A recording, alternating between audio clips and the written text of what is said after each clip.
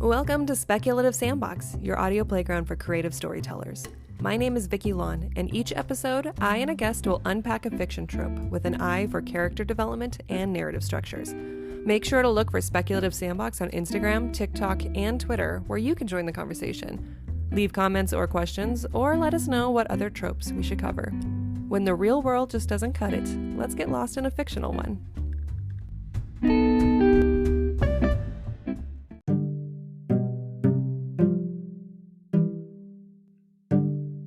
We workshop a lot of tropes on this podcast. For this bonus episode, I decided to explore a trope that really stuck with me from this summer's blockbuster, Guardians of the Galaxy Volume 3.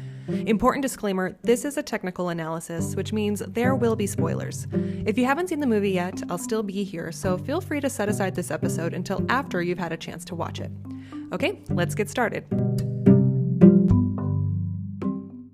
Guardians of the Galaxy Volume 3 was released on May 5th, and it is the third installment for the Guardians of the Galaxy MCU series. The synopsis reads as follows. Still reeling from the loss of Gamora, Peter Quill must rally his team to defend the universe and protect one of their own. If the mission is not completely successful, it could possibly lead to the end of the Guardians as we know them. The heart of this story centers around Rocket's origins, specifically as a lab experiment by the High Evolutionary, who was attempting to merge animals with objects to create the ideal species.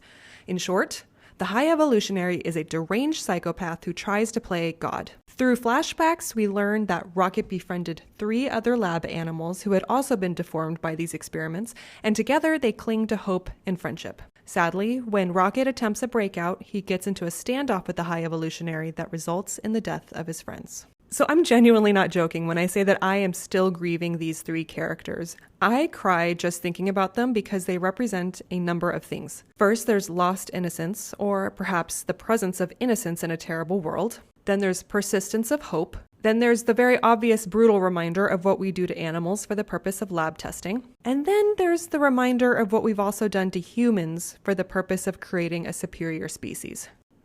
The act of playing God is a frightful act that exists in both fiction and real life. So I'll give you some obvious fictional examples. One of them is Frankenstein by Mary Shelley. That's probably the most obvious parallel, with Dr. Frankenstein literally bringing a composite of a human being back to life as a new species. Then you have the less obvious parallel where you have The Count of Monte Cristo by Alexander Dumas, where the main character likens himself to God, even calls himself the messenger of God when he does his revenge on the people that put him in jail. The purpose of this episode, though, is to look at the reality. When I watched Guardians of the Galaxy Volume 3, I couldn't stop thinking about Joseph Mengele, the Angel of Death. According to the Holocaust Encyclopedia, Joseph Mengele conducted inhumane and often deadly medical experiments on prisoners at Auschwitz. Many of the people died as a result of the procedures.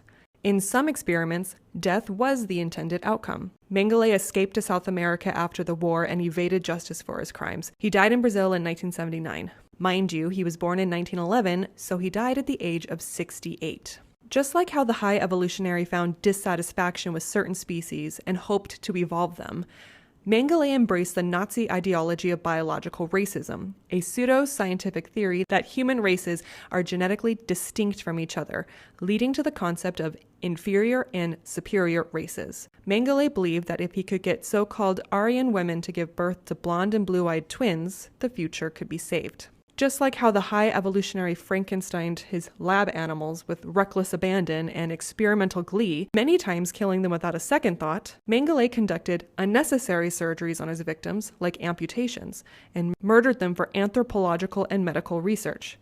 He injected chemicals in eyes to turn them blue.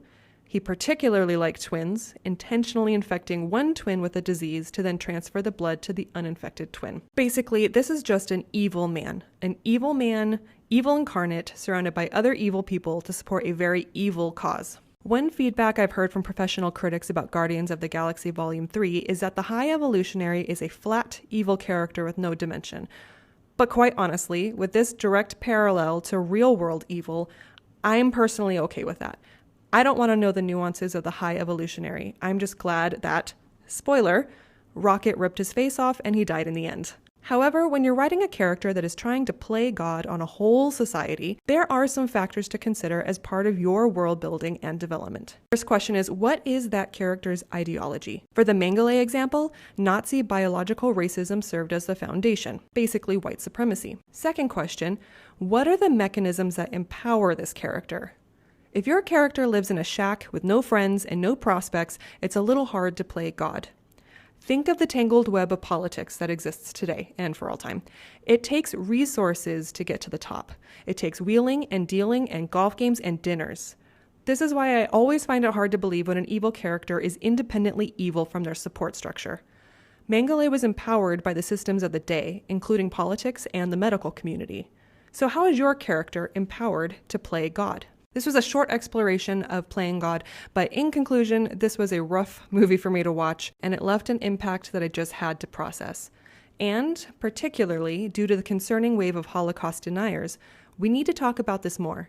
I hope other people saw this parallel when they watched this movie, and if you didn't, I hope this episode inspired you to want to learn more. It's a terrible point in our history, but if we forget about it, we're doomed to repeat it.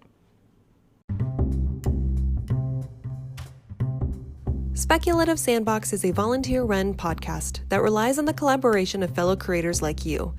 Join the conversation and participate in fun polls and questionnaires on TikTok, Instagram, and Twitter. Interested in being in a future episode? Our DMs are open, or you can email speculativesandbox@gmail.com.